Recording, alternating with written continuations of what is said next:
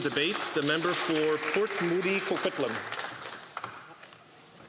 Bonjour. Thank you, Mr. Speaker. I rise today with my maiden speech and with profound gratitude to my constituents, to my family, and my colleagues.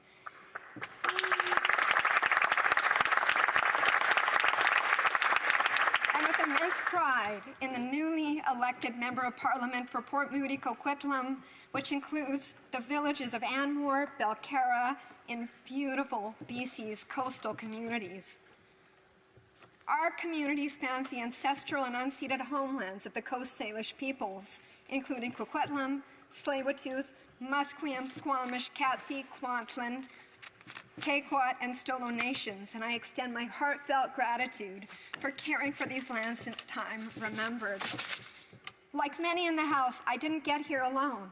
My path has been paved by the trust and support of my community, voters who placed their faith in me for the past 14 years, first as their voice in local government and now as their Member of Parliament. They believe in progress and the idea that government can and must be a force for good in their lives. It is their collective voices that guides me here today. It is humbling and energizing all at the same time, and the responsibility of it is enormous. This role isn't about representing a riding on paper. It's about effectively giving voice to people's concerns, their ambitions, and their faith in what Canada can become.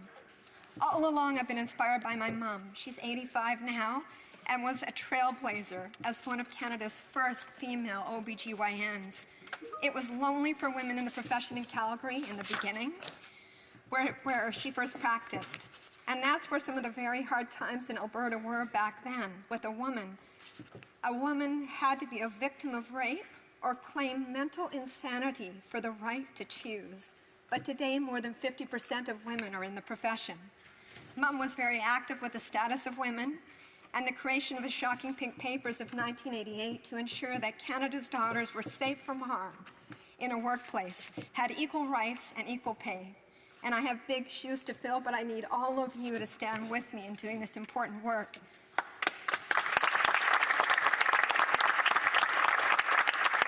I also extend my heartfelt thanks to my family, my husband Gaëtan, our kids Isabel, Vincent, Carola, and Charlotte, and to my awesome dad, who's an extraordinary mentor. He's retired as a geophysicist, but he still teaches at the University of the Mount Royal University in Earth Sciences. I offer my sincerest gratitude to my community back home, my phenomenal campaign team, and volunteers, for without them, I couldn't be here today. Mr. Speaker, Port Moody is a jewel of the Lower Mainland, from the mighty Fraser River in the south to the serene Burrard Inlet in the west. And through the towering trees of Anmore and Belcarra, our region is a meeting place, a city of nature, of tradition, and of innovation, of cultures from every corner of the world, and our diversity is our strength. Nearly half of Coquitlam's residents are immigrants, people who came from around the world to build a better life, and they bring with them talent, drive, and compassion. And these values show up in our schools, in our businesses, in our local arts scene, and our community, everywhere. It showcases who we are. And we are also a community of care. Nonprofit groups like Share Family and Community Services work tirelessly to support families in our community. Port Moody and Coquitlam Foundation supports our community as well with their needs and ideas. And our First Nation partners continue to teach us what stewardship and respect for the land truly mean. In 2021, when I was on Port Moody City Council, I co-authored a report calling for meaningful engagement with First Nations, support for UNDRIP, for the implementation of the 5 Truth and Reconciliation recommendations that municipalities have within their power, and of course a blanket exercise for council and for staff. It is my hope that every Canadian can participate in and experience a blanket exercise. They can truly understand the devastation of colonialism.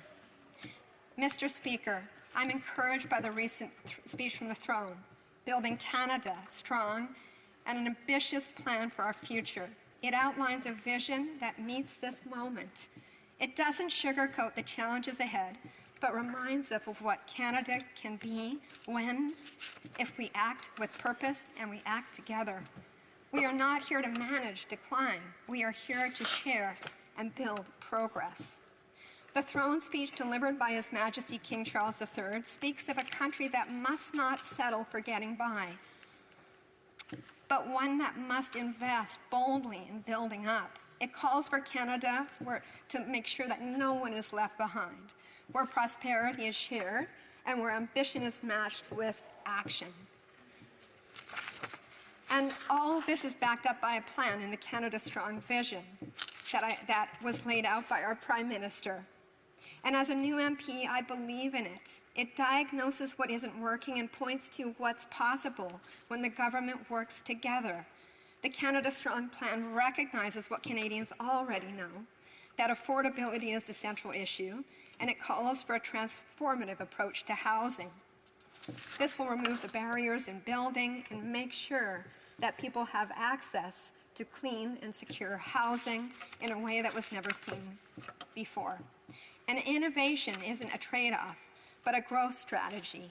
Companies like Moment Energy, based right here in Coquitlam, are already leading the way. By repurposing EV batteries, they're proving that sustainability and entrepreneurship go hand in hand. And the King also speaks to small businesses, like the ones in my community, lining St. John's and Clark Streets in Port Moody, or Austin Avenue and North Road in Coquitlam. They aren't just job creators. These people are dreamers, risk takers, and community builders.